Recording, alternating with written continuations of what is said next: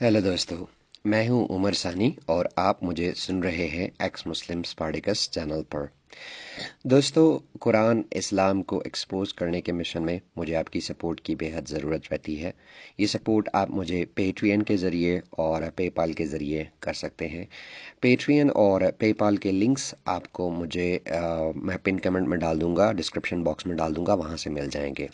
साथ ही साथ मेरे बैकअप चैनल को सब्सक्राइब करना मत भूलिए, ताकि उस पर वो वीडियोस जो पाकिस्तान में बैन है या जो मेन चैनल से हटा दी गई हैं उस पर डाली जा सकें और आप उनसे फ़ायदा उठा सकें।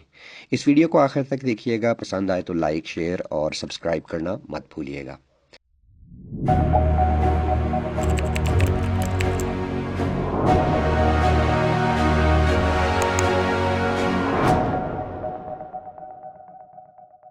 दोस्तों, आज की ये छोटी सी वीडियो थैंक यू इंडिया कहने के लिए है। वो क्यों है, मैं आपको अभी आगे चलकर बताता हूँ। पाकिस्तान तो पाकिस्तान, अगर इंडिया का मीडिया भी देख ले तो आपको ये इम्प्रेशन मिलता है कि मोदी की हुकूमत मुसलमान दुश्मन हुकूमत है। इस बात में कितनी सच्चाई है, हमें इस बात का अंदाज़ा इंडिया की कोरोना वैक्सीनेशन के मामले में इंसान दोस्ती देखकर लग जाता है। इंडिया में जब वैक्सीन बनी तो सबसे पहले मुस्लिम कंट्रीज़ को दी गई, जिनमें Bangladesh, Maldives, Bahrain, Afghanistan, Morocco, Egypt, Algeria, Kuwait और यूएई शामिल हैं।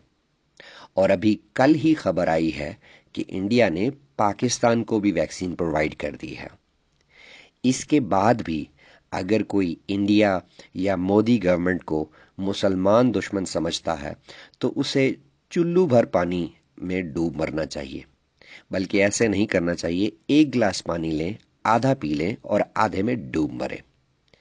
कुछ इंडियन और मोदी हेटर्स ये रोना रोते हुए आएंगे कि जी हमने इंडियन मेड वैक्सीन ली है लेकिन इंडिया से वैक्सीन नहीं ली, बल्कि इंटरनेशनल वैक्सीन अलायंस से ली है।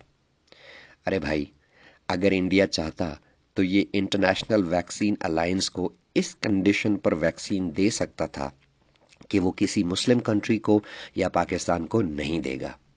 लेकिन इंडिया ने ऐसा नहीं किया।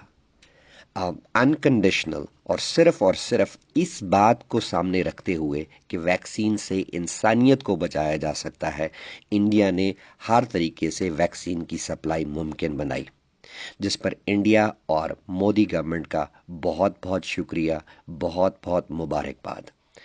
मुझे अच्छी तरह याद है कि अभी एक आधा महीना पहले जब पूरी दुनिया के तब सब मुल्क अपने अपने सिटीजन्स के लिए वैक्सीन सिक्योर करने की कोशिश में लगे हुए थे, उन दिनों पाकिस्तान अपने मिसाइल एक्सपेरिमेंट्स कर रहा था। अब पाकिस्तानियों से सवाल है कि इंडिया ने आपको कोरोना से बचने की वैक्सीन दे दी है, क्या इंडिया अब भी आपका दुश्मन है या मसाया? क्या अब भी आप बजट का 80% आर्मी और वेपन्स पर खर्च करोगे या कुछ एजुकेशन और रिसर्च पर भी खर्च होगा? होना तो ऐसे चाहिए कि आप 48, 65, 71 और 99 का बदला लेने की बजाय एजुकेशन और रिसर्च पर खर्च करें और ख़ुद को इस काबिल बनाएं कि फ्यूचर में इंडिया को कोई वैक्सीन देकर उनसे बदला लें। लेकिन हम पाकिस्तानियों को ना कभी शर्म आई है और ना ही आएगी। इंडिया का मुकाबला करना है ना, तो क्यों ना इंडिया की तरह वैक्सीन और मेडिकल फील्ड में इंडिया का मुकाबला करें। क्यों ना वेपन्स की बजाय आईटी में इंडिया का मुकाबला करें। ये वो फील्ड्स हैं जहां मुकाबला तो दूर की बात, आप इंडिया से इतना पीछे हैं कि आपको इंडिया दिखाई भी नहीं देगा कि वो कितना आगे है। क्यों ना ऐसा करें कि पाकिस्तान की टेक्स्ट बुक्स में इंडिया से हेट्रेड पढ़ाने की बजाय कुछ रीजंस और लॉजिक्स पढ़ाई जाएं। एजुकेशन इमरजेंसी का नारा लगाने वाले इमरान खान साहब की जब हुकूमत आई थी तो सबसे पहले इन्होंने हायर एजुकेशन का बजट कट करके डिफेंस बजट में झोंक दिया। क्यों ना अब डिफेंस बजट कर करके इसको एजुकेशन इमरजेंसी पर खर्च किया जाए।